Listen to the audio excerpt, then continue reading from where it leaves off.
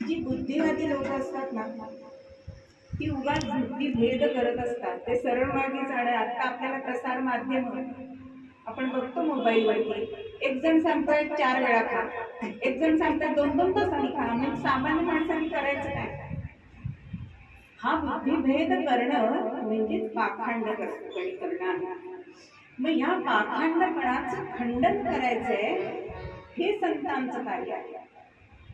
म्हणून ते एकीकडे नामस्मरण सांगतात की बीज वाढवावे नाम, हे जी आम्हा करणे कामा.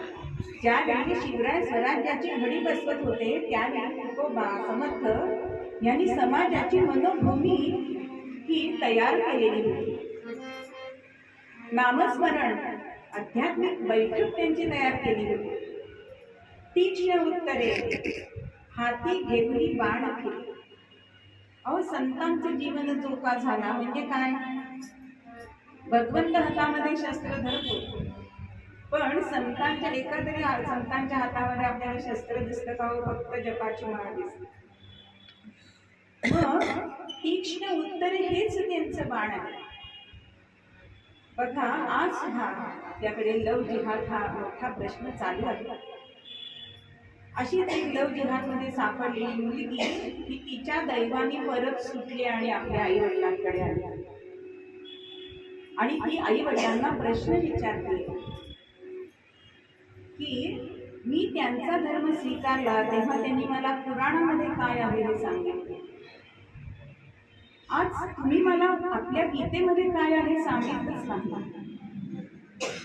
आता ह्याचं उत्तर देण्यासाठी आधी आई वडिलांनी गीता वाचायला पाहिजे. ज्या वेळेला आम्ही परदेशामध्ये सहलीला गेलो होतो, तर तिथे आपण खोली सोडताना असं बघतो, आपल्या पिढीला सवय आहे की कुठे उशीखाली काही राहिलं नाही ना, ड्रॉवरमध्ये काही राहिलं नाही ना.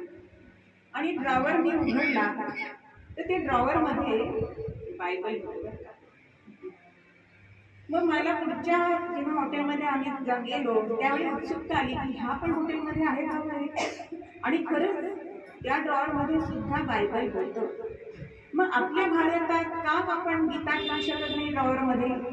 ही सहजच ती उघडायची बुद्धी त्या खोलीत असलेल्या माणसाला होईल ना.